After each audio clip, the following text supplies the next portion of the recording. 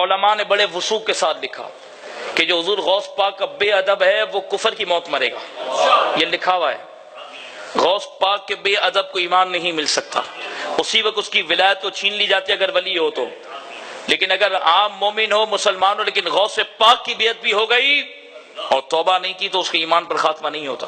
لکھا ہمارے بزرگوں نے اور صوفیاء نے اس کو کثرت کے ساتھ لکھا کہ بڑی بڑی منازل جب ہماری طے نہ ہوتی، بڑے بڑے وظائف پڑھنے کے بعد، 40 سال تک مجاہدہ کرنے کے بعد، جب خدا کی معرفت کی وہ منزل جو ہم طے کرنا چاہتے نہ ملتی تو غیب سے آواز آتی عبد القادر کی صحبت میں چلے جاؤ، اس کے پاس جاؤ، اس کی نظر ہوگی تو تمہیں وہ منزل بھی عطا کر دوں گا. یہ اللہ کی طرف سے وعدہ. اب سننا قادریوں، حضور غوث پاک فرماتے ہیں مجھے ایک کاغذ دیا گیا ہے.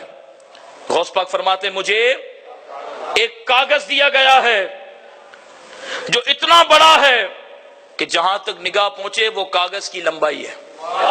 اتنا بڑا کاغذ ہے. غوث پاک فرماتے اس میں میرے اصحاب اور قیامت تک جتنے میرے مرید ہوں گے سب کے نام لکھے ہوئے ہیں.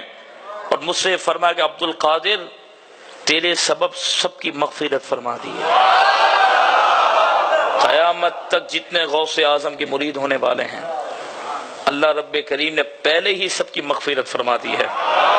اور پھر غوث پاک فرماتے ہیں میں نے جہنم کے داروغہ حضرت مالک سے پوچھا کہ اے مالک ذرا یہ بتا تیری لسٹ میں میرے کسی مرید کا نام ہے؟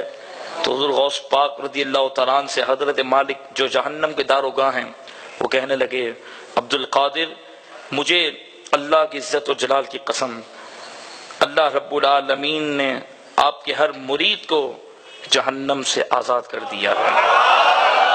پھر غوث پاک فرماتے ہیں سنو سنو ان یدی علی مریدی کالسماء علی الارض، بے شک میرے مرید پر میرا ہاتھ ایسے ہے جیسے زمین پر آسمان. پھر غوث پاک فرماتے ہیں سنو قادریو، پھر غوث پاک کی سیرت پر عمل کرنا. غوث پاک فرماتے مجھے میرے رب کی عزت و جلال کی قسم میں اس وقت تک قیامت کے دن اپنے رب کی بارگاہ سے قدم نہیں ہٹاؤں گا جب تک کہ اللہ تبارک و تعالی میرے ساتھ میرے تمام مریدوں کو جنت میں داخل نہ فرما دے. ایسی محبت کون کرتا ہے؟ تبھی میں نے شروع میں درس میں کہا نسبت پر سودا مت کرنا، بد مذہبوں سے دوستیاں مت کرنا. جو غوث پاک کے خلاف بھونکے وہ آپ کا دوست نہیں ہو سکتا. جو غوث پاک کی شان کا منکر ہو آپ سے اس کی محبت نہیں ہونی چاہیے.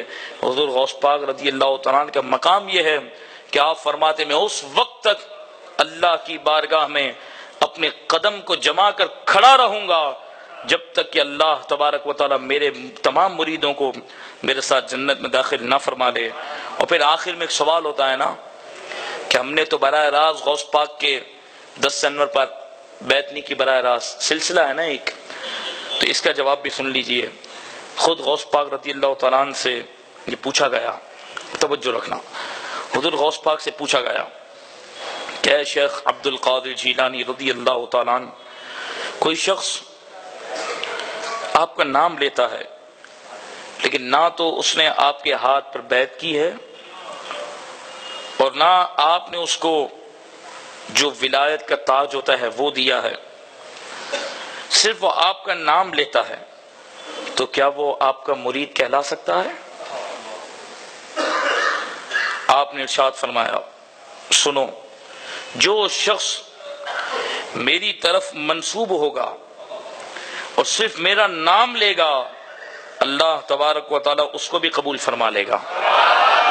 اور بے شک غوث پاک فرماتے بے شک میرے رب نے مجھ سے وعدہ کیا ہے کہ عبد القادر میں تیرے تمام مریدوں کو، تیرے تمام ہم مذہبوں کو اور تیرے تمام دوستوں کو تیرے ساتھ جنت میں داخل کر دوں گا. میرا مرید کسی بھی موڑ پر لڑکھڑانا شروع کرتا ہے میں اس وقت اس کے ہاتھ کو پکڑ کر کھڑا کر دیتا ہوں. میں تمام اپنے مریدوں کا قیامت تک ذمہ دار ہوں، اپنے مریدوں کو لڑکھڑانے نہیں دیتا، ہر موڑ پر ان کی مدد کرتا ہوں.